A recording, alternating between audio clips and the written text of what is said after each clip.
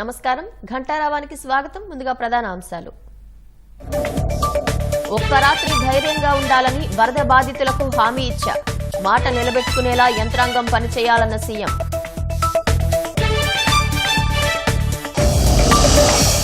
కాసేపట్లో వరద ప్రభావిత ప్రాంతాల్లో చంద్రబాబు పర్యటన. బృందాలుగా వెళ్లి సహాయ చర్యలు ముమ్మరం చేద్దామన్న సీఎం.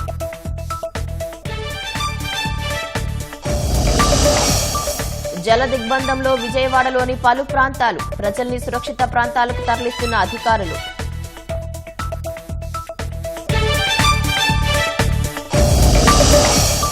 వరద బాధితులకు ఆహారం ఇచ్చేలా యుద్ధ ప్రాతిపదికన చర్యలు. 1,00,000 మందికి పైగా అల్పాహారం, భోజన పంపిణీకి ఏర్పాట్లు. ప్రకాశం బ్యారేజ్కు తగ్గని వరద పోటు. రక్షణ గోడను ఆనుకొని ప్రవహిస్తున్న నీరు.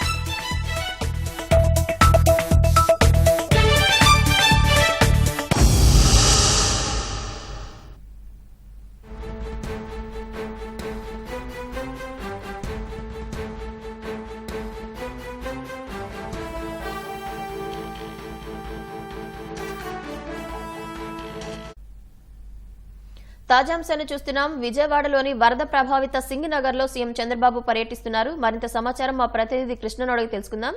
కృష్ణ, సీఎం పర్యటన వివరాలు చెప్పండి.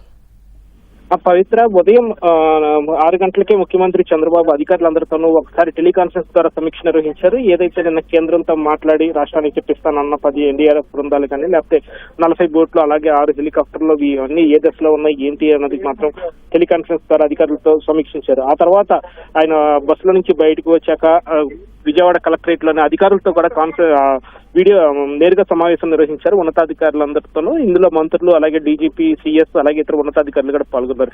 ఇందులో కూడా స్పష్టమైన ఆదేశాలు. ఏదైతే నిన్న రాత్రి ఏదైతే ఒక్క రాత్రి ధైర్యంగా ఉండండి, రేపటికల్లా ప్రభుత్వ యంత్రాంగం ఎలా పనిచేస్తుందో చూపిస్తానని చెప్పి హామీ ఇచ్చారు. ఆ దిశగా ఎన్ని సవాళ్లు ఎదురైనప్పటికీ కూడా యుద్ధ ప్రాతిపదికన చర్యలన్నీ కూడా ముమ్మరం చేయాలని చెప్పి ఆదేశించారు. అందుకు అనుగుణంగానే ఆయన వెంటనే క్షేత్రస్థాయికి ఏదైతే నిన్న 2 సార్లు అర్ధరాత్రి ఒకసారి, అలాగే మధ్యాహ్నం ఒకసారి సింగనగర్ ప్రాంతంలో పర్యటించారు.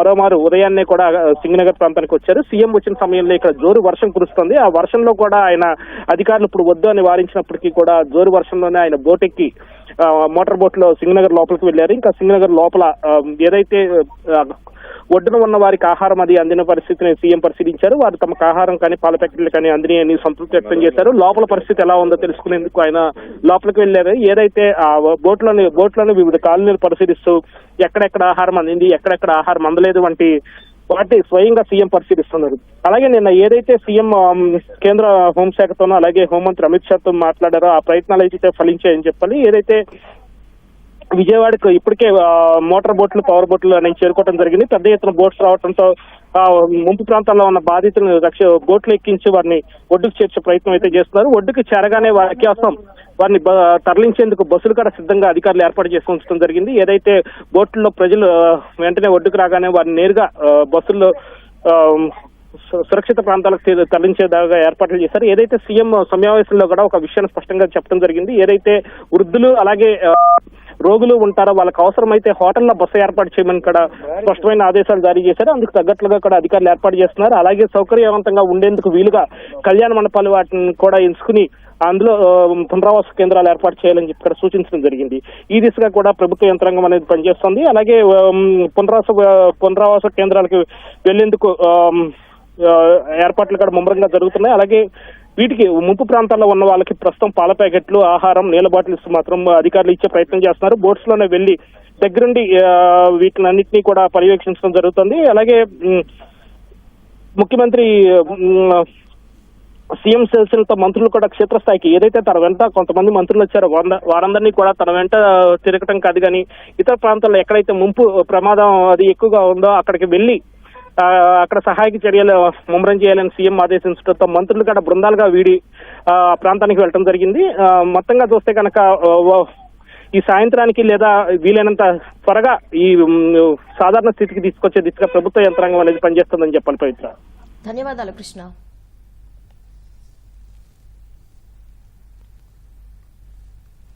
విజయవాడ యనమల కుదురులో వరదలపై తాజా పరిస్థితిని మా ప్రతినిధి కనకారావు ప్రత్యక్ష ప్రసారం ద్వారా అందిస్తారు.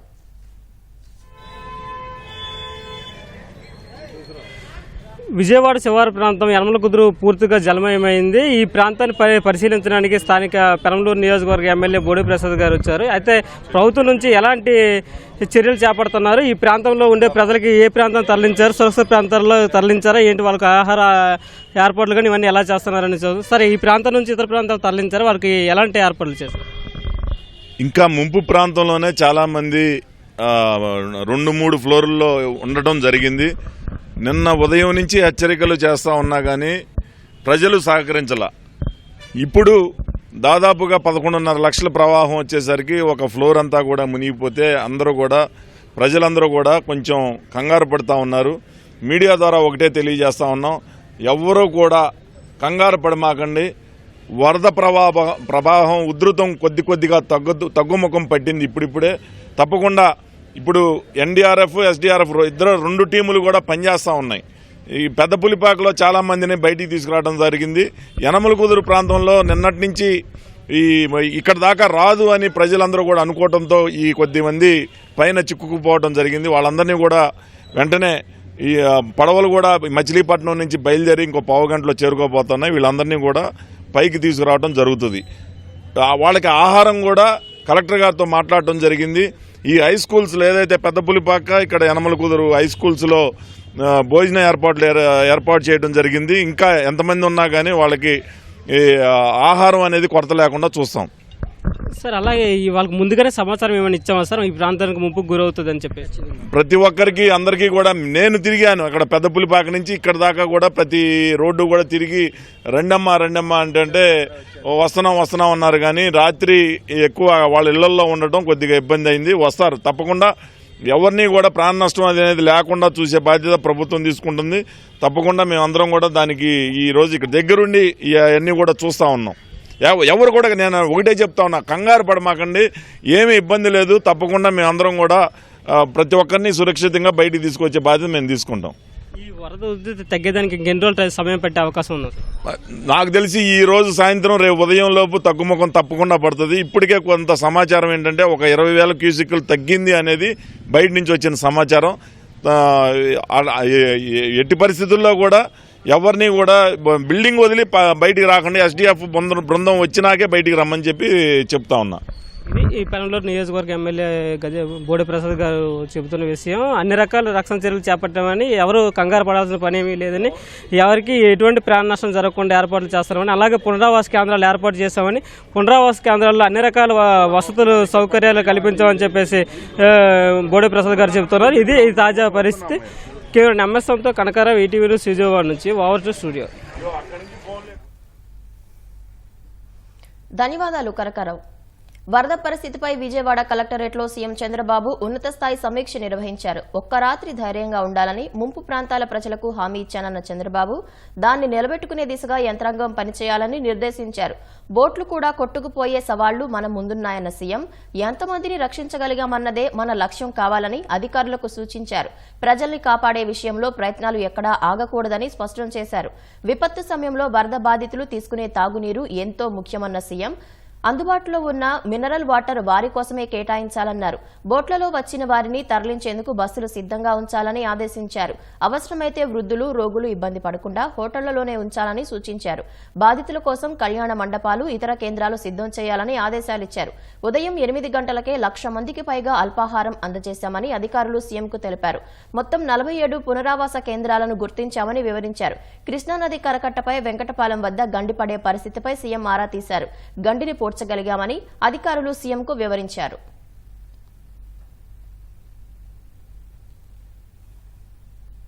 విజయవాడలోని ప్రకాశం బ్యారేజ్కి వరద ఉధృతి రికార్డు స్థాయిలో పెరుగుతోంది. బ్యారేజ్ మొత్తం 70 గేట్లు ఎత్తి 11,36,000 క్యూసెక్కుల నీటిని సముద్రంలోకి విడుదల చేస్తున్నారు. పంట కాల్వలకు 500 క్యూసెక్కుల నీటిని విడుదల చేస్తున్నారు. ప్రస్తుతం బ్యారేజ్ వద్ద 24.2 అడుగుల మేర నీటి మట్టం కొనసాగుతోంది. ప్రకాశం బ్యారేజ్ వద్ద రెండో ప్రమాద హెచ్చరికను అధికారులు కొనసాగిస్తున్నారు. వరద ఉధృతి మరింత పెరిగే అవకాశం ఉందని అధికారులు తెలిపారు. ప్రకాశం బ్యారేజ్ నుంచి నీటి విడుదలతో పలు గ్రామాలు ముంపునకు గురవుతున్నాయి. యనమల కుదురు సమీపంలో రక్షణ గోడకు సమాంతరంగా వరద ప్రవహిస్తోంది. రక్షణ గోడకు పైబడి నీరు ప్రవహిస్తే పలు కాలనీలు నీట మునిగే ప్రమాదం ఉంది. ప్రజలను సురక్షిత ప్రాంతాలకు తరలించేందుకు ప్రభుత్వం చర్యలు ముమ్మరం చేసింది. కృష్ణానది వరద ఉగ్రరూపం దాల్చడంతో దివిసీమ వణికిపోతోంది. ప్రకాశం బ్యారేజ్ నుంచి తెల్లవారుజామున సముద్రంలోకి నీటిని విడుదల చేశారు. పులిగడ్డ ఆక్విడక్ట్ వద్ద 26 అడుగుల ఎత్తులో వరద ప్రవాహం కొనసాగుతోంది.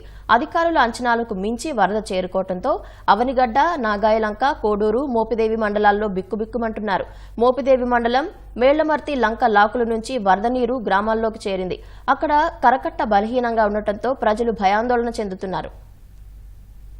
కృష్ణానది left bank and right bank రెండింటికి మా కంట్రోల్లో వస్తుందండి.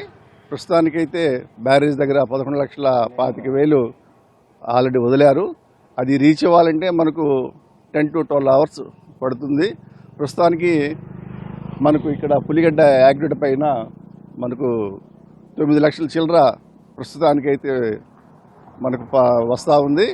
ప్రస్తుతానికి విజయవాడ యనమలకూరు లాకుల దగ్గర నుంచి అప్ టు వార్పు వరకు మనకు డబల్ లైన్ చేశారు కాబట్టి కరకట్టగా ఎటువంటి ఇబ్బంది ఉండదు.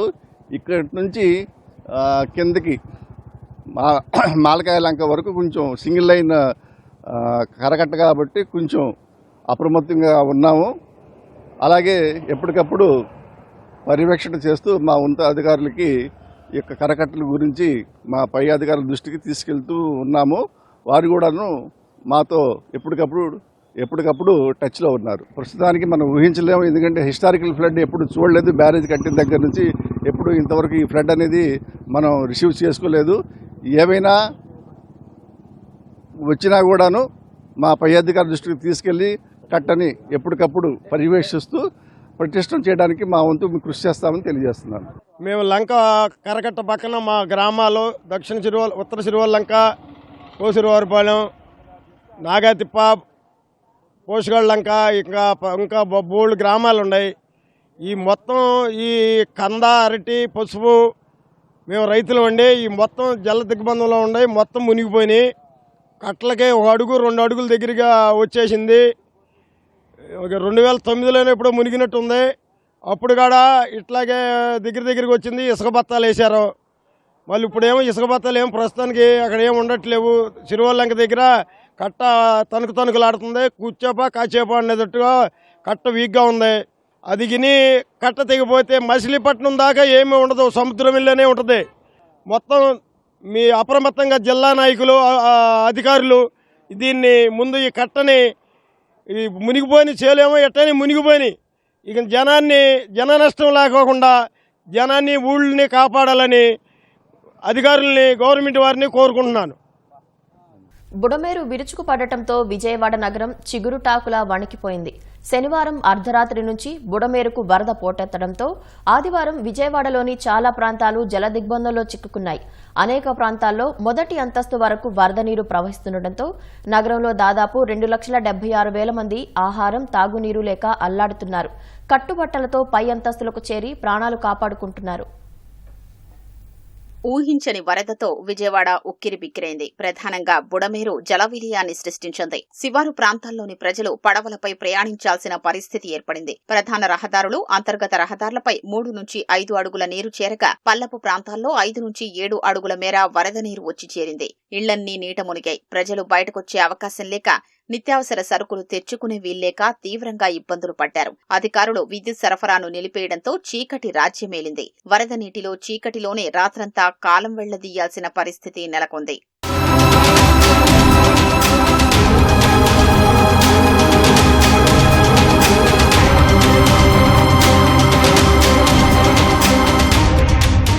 చాలా మంది బహుళ అంతస్తుల్లో చేరుకుని ప్రాణాలు కాపాడుకున్నారు. కింది ఇళ్లల్లోకి నీరు చేరి సామాన్లు వరదకు కొట్టుకుపోయాయి. ముంపు ప్రాంతాల్లోని కొన్ని కుటుంబాల్ని పునరావాస కేంద్రాలకు తరలించగా మరికొందరు వెళ్లేందుకు ఇష్టపడక తమ ఇళ్లల్లోనే బిక్కుబిక్కుమంటూ కాలం గడుపుతున్నారు. శివారు ప్రాంతాలైన Ajit Singh Nagar, JNNURM colony, Bombay colony, పైపుల road, Andhra Prabha colony, Prajashakti Nagar, Kandrika, Rajiv Nagar colony, UDA colony, పాత Rajarajeswaripeta, new Rajarajeswaripeta, Urmila Subbarao Nagar, Gollapudi Ramarajyanagar, housing board colony ప్రాంతాలు నీట మునిగాయి. జక్కంపూడి కాలనీపై వరద ప్రభావం మరింత ఎక్కువగా ఉంది.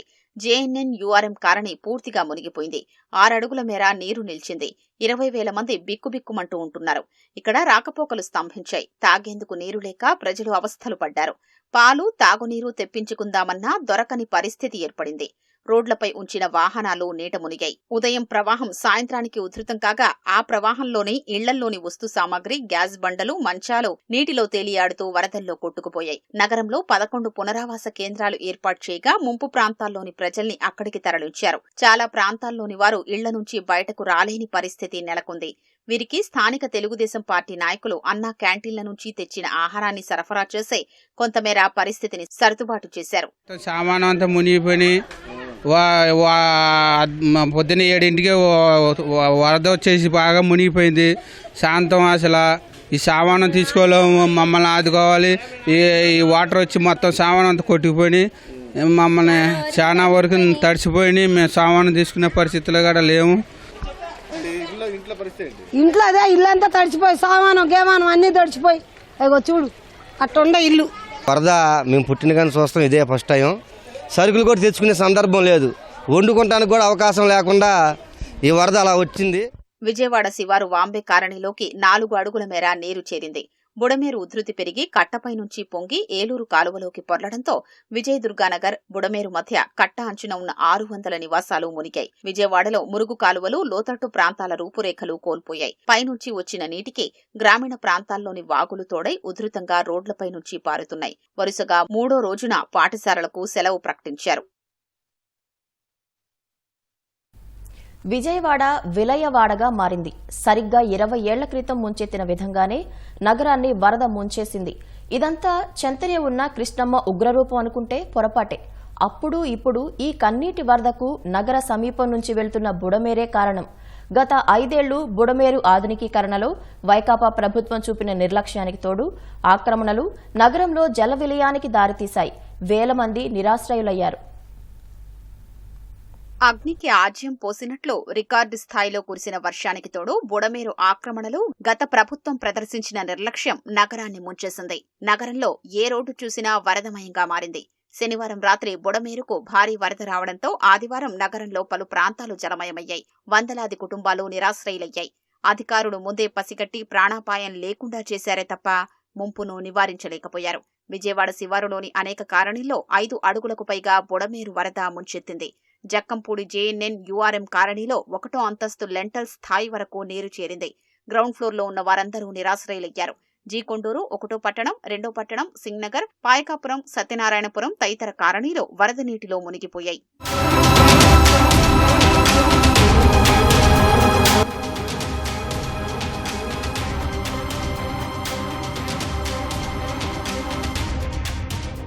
బుడమేరు ఖమ్మం జిల్లా నుంచి మొదలై మైలవరం, విజయవాడ, గన్నవరం, గుడివాడ మీదుగా కొల్లేరు సరస్సులో కలుస్తుంది. వెలగలేరు వద్ద పట్టిసీమ కాలువలో కలుస్తుంది. ఇక్కడ హెడ్ రెగ్యులేటరీ ఏర్పాటు చేశారు. నగరంలో భవానీపురం, విద్యాధరపురం, సింగ్నగర్, పాయకాపురం, అయోధ్యనగర్, మధురానగర్, కనకదుర్గ కాలనీ మీదుగా ప్రవహిస్తుంది. ఏలూరు కాలువకు సమాంతరంగా వెళుతుంది.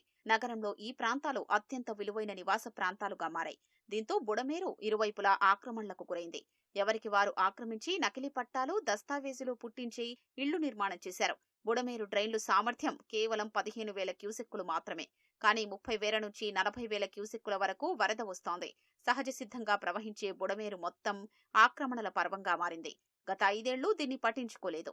గత టీడీపీ ప్రభుత్వంలో 500 కోట్ల రూపాయలతో ప్రతిపాదించిన ఆధునికీకరణ పనుల్ని వైసీపీ ప్రభుత్వంలో మధ్యలోనే వదిలేశారు. గురైంది, కొంత తీసుకున్నారు, కొంత తవ్వారు మన చంద్రబాబు నాయుడు గవర్నమెంట్లో. ఎవరు ఏమి పట్టించుకోలేదు. అసలు దాని జోలికి కూడా రాలే ఎవరు. గురపడే కాకుండా ఇక నీళ్ళు వెళ్తలేదు, అన్నీ వెనక్కి వెళ్ళిపోతున్నాయి, ఇక ఎటు పోవట్లేదు. చంద్రబాబు టైంలో మా పొలాలు పోతే డబ్బులు ఇచ్చాడండి. ఎంత అప్పుడు బుడిగారు ఎలర్ట్ చేసేసారు. ఈ గురపడే కాడబడింది 5 సంవత్సరాలు తీసిన మానవుడు ఎవడు కాడబట్టేసి నేను ముందుకు పంచుతా. ఉన్న తూములు మురుగు పోవడానికి బయటకు మురుగు వచ్చే ఇవి ఉన్నాయి, తూములు ఉన్నాయి బయటికి. ఇప్పుడు ఇలాంటి ఫ్లడ్ వర్షాలు కురిచినప్పుడు మాకు బయటికి వెళ్ళిపోతాయి. తెలంగాణలోని ఖమ్మంలో మున్నేరు వంతెన వద్ద వరద బాధితులు ఆందోళనకు దిగారు. మరింత సమాచారం మా ప్రతినిధి ప్రత్యక్ష ప్రసారం ద్వారా అందిస్తారు.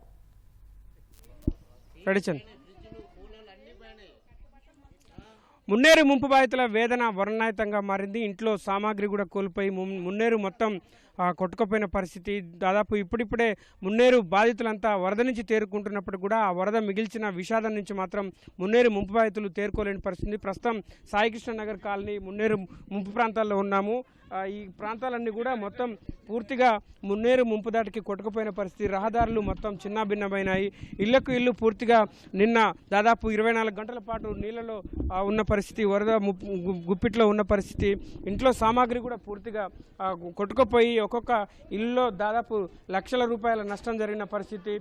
దాదాపు బాధితులంతా కూడా ఇప్పుడే ప్రాణాలను అరిచేతిలో పెట్టుకొని అపార్ట్మెంట్ల మీద ఇళ్ళ పైన తలదాచుకున్న వీళ్ళంతా కూడా మున్నేరు ఉగ్రరూపం నుంచి కొంత తేరుకున్నప్పటికి కూడా ఈ వరద విషాదం అయితే వీళ్ళని వెంటాడుతుందని చెప్పవచ్చు. గతంలో కూడా ఇటువంటి మున్నేరు వరద విలయం వీళ్ళందరినీ కూడా అతలాకుతలం చేసింది. దాదాపు కోట్లాది నష్టం మిగిల్చింది. ఒక్కొక్క బాధితులకు ఇంట్లో సామాగ్రి కోల్పోయి, ఇంట్లో నిత్యావసరాలు కోల్పోయి, కొట్టుకుపోయి, సామాను కొట్టుకుపోయి తీరని వేదనలో ఉన్నారు బాధితులంతా కూడా. ఒక మహిళ ఇంటిని ఇప్పుడే శుభ్రం చేసుకుంటున్నారు. ఒక మహిళతో మాట్లాడదాం. ఆమెతో మాట్లాడి, అమ్మ ఒకసారి ఇటు వస్తారా? ఏంటి పరిస్థితి అమ్మ? అసలు మొత్తం ఏమీ లేదు సార్. ప్రాణాలు చేతపట్టుకుని పైకి ఎక్కినాం నిన్నటి నుంచి. ఇంట్లో కట్టుబట్టలు తప్ప ఏమీ లేవు మా దగ్గర. A to Z ఇల్లు మొత్తం మునిగిపోయింది. ఇంట్లో అసలు ఏమంటూ ఏమీ లేవు. ఇక అసలు సర్వం కోల్పోయినాం సార్. మనుషులమే కట్టుబట్టలు తప్ప సర్వం కోల్పోయినాం. మనుషులమే ఉన్నాం. అసలు బియ్యం లేవు, తినడానికి తాగడానికి మంచినీళ్ళు లేవు. అసలు కట్టుబట్టలతో బయటకు వెళ్ళినాం సార్. మమ్మల్ని గవర్నమెంటే ఆదుకోవాలి. అసలు ఏమీ లేవు. పైన 3వ స్టేజ్కి కూర్చున్నాం సార్. మంచిగా మొత్తం అయిపోయినాయి అన్ని. ఏమీ లేవు అసలు. బియ్యం, ఇంట్లో సామాను మొత్తం కొట్టుకుపోయినాయి సార్. అసలు ప్రాణాలు అరచేతుల్లో పెట్టుకుని ఇక్కడి వరకు వచ్చినాయి. ఇల్లు సన్సైడ్ లెవెల్ వచ్చినాయి సార్. అసలు ఏమీ లేవు. అసలు ఏమీ లేవు. మొత్తం సీలింగ్ వరకు వరద నీరు ముంచెత్తింది. ఒక్కొక్క ఇల్లును మొత్తం ఇప్పుడు లక్షల నష్టం ఈ బాధితులకు మిగిలిందని చెప్పవచ్చు. ఇంట్లో సామాగ్రి, పెద్ద ఎలక్ట్రానిక్ పరికరాలు కూడా కొట్టుకుపోయి వరదల్లో కొట్టుకుపోయిన పరిస్థితి. కొంత వాళ్ళను ప్రాణాలను మాత్రమే అరచేతిలో పెట్టుకొని వాళ్ళు బతుకు జీవుడా అంటూ ప్రాణాలను అరచేతిలో పెట్టుకొని బిక్కుబిక్కుమంటూ గడిపారు. అయితే విలువైన వస్తువులు, ఇతర ఇంటి సామాగ్రి కూడా కోల్పోయి తీరని వేదనలో బాధితులంతా ఉన్న పరిస్థితి ఉంది. ఎట్లా ఉందా అంటే మీ ఇళ్ళల్లో ఎట్లా ఉంది? ఇళ్ళలో దారుణంగా ఉంది సార్. మొత్తం నైట్ కూడా ఎవరు లేరు. పైన డాల మీద కూర్చున్నాం. ఎవరు వచ్చిన వాళ్ళు పెట్టినారు. మొత్తం లెవెల్కి వచ్చింది. అన్ని అయిపోయినాయి. ఓన్లీ మనుషుల వరకే మిగిలాం. ఏదైనా సాయం చేస్తే మనకు గవర్నమెంట్ చేయాలా. పిల్లలు అరిచేతిలో పెట్టుకున్నాం. కనీసం ఇంటిమేషన్ కూడా లేదు. కనీసం ఉదయం పూట చెప్పారు ఇంటిమేషన్ కూడా ఒకరు కూడా రాలేదు. ఇంతవరకు ఎవరు రాలేదు. మీరు తప్ప, మీ ప్రెస్ వాళ్ళు తప్ప ఇంతవరకు ఎవరు రాలేదు. మీరేమైనా ఆదుకోవాలి మమ్మల్ని. Okay, thank you sir. అధికారులను కూడా కాసేపటి క్రితం ఈ సాయికృష్ణ నగర్ వాసులు బలవంతంగా జిల్లా కలెక్టర్ను, అదేవిధంగా పోలీస్ కమిషనర్ ఇద్దరిని కూడా బలవంతంగా మా కష్టాలు చూడండి, మా సమస్యలు చూడండి అంటూ తీసుకొచ్చిన పరిస్థితుల్లో ప్రస్తుతం కలెక్టర్ సిపి కూడా సాయికృష్ణ నగర్ బాధిత కాలనీలో పర్యటిస్తున్నారు. మనం చూడవచ్చు, ఒక మొత్తం ఏజెన్సీ ప్రాంతంలో గోదావరి అల్లకల్లోలంతో ఎటువంటి వరదలు వచ్చిన సందర్భంలో ఎటువంటి భయానక వాతావరణం ఉంటుందో మున్నేరు విషాదం అంత స్థాయిలోనే ఉందని చెప్పవచ్చు. మున్నేరు ఉగ్రరూపం దాల్చడంతో దాదాపు 36 అడుగులు దాటి మహోగ్ర రూపంగా సాగడంతోనే ఇటువంటి పరిస్థితులు తలెత్తాయి. ఏ ఇంటిని కదిలించినా, ఎవరిని కదిలించినా ఇటువంటి సంఘటనలు, ఇటువంటి విషాద గాథలే కనిపిస్తున్నాయి. మరొక ఇంట్లో కూడా చూద్దాం. ఇప్పుడే ఇల్లును శుభ్రం చేసుకుంటున్నారు. ఇంట్లో ఎటువంటి సామాగ్రి లేదు. ఇంట్లో ఎటువంటి సామాన్లు కూడా లేవు. విలువైన సామాన్లు కూడా కొట్టుకుపోయి చూడవచ్చు మనం. ఎలక్ట్రానిక్ పరికరాలు, టీవీ కూడా మొత్తం ఈ వరదల్లో చిక్కుపోయింది. మొత్తం పాడైపోయిన పరిస్థితి. ఇంట్లో సామాన్లు కూడా ఎటువంటి సామాన్లు కూడా లేని పరిస్థితి. వరదలకు వాళ్ళందరినీ కూడా ప్రాణాలను మాత్రం దక్కించుకోగలిగారు తప్ప ఇంట్లో ఎటువంటి సామాగ్రిని కానీ దక్కించుకోలేకపోయారు, నిలపలేకపోయారు. మరి మహిళతో మాట్లాడదాం. ఏంటి ఇంట్లో పరిస్థితి? ఏమేమి సామాన్లు పోయి? అన్నీ పోయినాయండి. ఏం లేదు. అన్ని ఈఎంఐలో కొనుక్కున్నామండి. ఇప్పుడు కట్టే పరిస్థితి కూడా లేదు మాకు. అట్లుంది పొజిషన్. వాషింగ్ మిషన్, ఫ్రిడ్జ్ పోయింది. వాషింగ్ మిషన్, ఫ్రిడ్జ్, టీవీ, అసలు ఏది లేదండి. వండుకునే గిన్నెలు కూడా లేవు. అన్నీ కొట్టుకుపోయాయి. అసలు ప్రతి ఒక్కటి పోయింది. ఏది లేదు ఇప్పుడు. ఇదేనండి పరిస్థితి. అన్నీ అదే సేమ్. అందరూ అంతేనండి. ఇప్పుడు ఈఎంఐ కట్టుకోవడానికి కూడా డబ్బులు, ఇంట్లో ఉన్న 10,000 ఉన్నా అవి కూడా పోయినాయండి వరదకి. మంచినీళ్ళు, ఆహారం ఎట్లా? ఈ రెండు మాత్రం ఏ నాదుడు కూడా మమ్మల్ని కాపాడటానికి ఒక్కడు రాలేదండి. ఒక్కడు తప్పేం కాదు, మీరు ఏమన్నా అనుకోండి. అది ఒక్క విషయం అనుకుంటున్నా, రాత్రి పొంగులేటి శ్రీని గారు వచ్చి నేనున్నానని చేయలేపారు అంతే తప్ప మాకు ఎవరైనా అలా వంట చేసుకున్నారు. అసలు ఇంత మట్టి టిఫిన్ ఎక్కడ మా పక్కన వాళ్ళు వచ్చి టిఫిన్ ఇచ్చిపోయారండి. మీ ఇంట్లో ఏమేమి సామాన్? అంతేనండి, మా అందరి ఇదే పరిస్థితి. ఆల్రెడీ ఒక ప్రాబ్లం ఫేస్ చేస్తాను. ఇక్కడ మేము ఇల్లులు కట్టుకొని ఇచ్చారు, కట్టుకున్నాం ఇన్ని డబ్బులు పెట్టి. లారీల కోసం ప్రాబ్లం ఫేస్ చేస్తాను. వాటికి యాక్సిడెంట్లు అయ్యేటోళ్ళు అవుతారు, వచ్చేటోళ్ళు వస్తారు, భయం పెట్టుకొని బ్రతుకుతున్నాం. కానీ ఇప్పుడు ఈ వరద వచ్చి ఇంకో ప్రాబ్లం క్రియేట్ చేసింది. కనీసానికి ఇప్పుడు ఉండాలి, ఈ ఇల్లు వదిలిపెట్టి పోలేము, ఇంకో కాడికి పోయి ఉండలేము. ఇప్పుడు తినడానికి కూడా అసలు ఏం లేవండి, అన్నీ కొట్టుకుపోయినాయి. ఇంట్లో కనీసం నిత్యావసర వస్తువులు, నిత్యావసర సరుకులు కనీసం ఏది మిగలలేదు. మున్నేరు అంతా ముంచేసింది, తుడిచిపెట్టుకుపోయేలా చేసిందని చెప్పి బాధితులు తమ గోడును వెళ్లబోసుకుంటున్న పరిస్థితి ఉంది. ప్రతి ఇంటిలో ఇటువంటి సంఘటనలే, ప్రతి కాలనీలో కూడా ఇటువంటి వేదనే కనిపిస్తుంది. వందలాది మంది బాధితులు, వందలాది మంది కాలనీ వాసుల పరిస్థితి అంతా కూడా ఇట్లనే ఉంది. దాదాపు ప్రతి కాలనీలో ఎవరిని కదిలించినా ఇటువంటి కన్నీటి గాథలు, దయనీయ గాథలే కనిపిస్తున్న పరిస్థితులు ఉన్నాయి. Over to studio.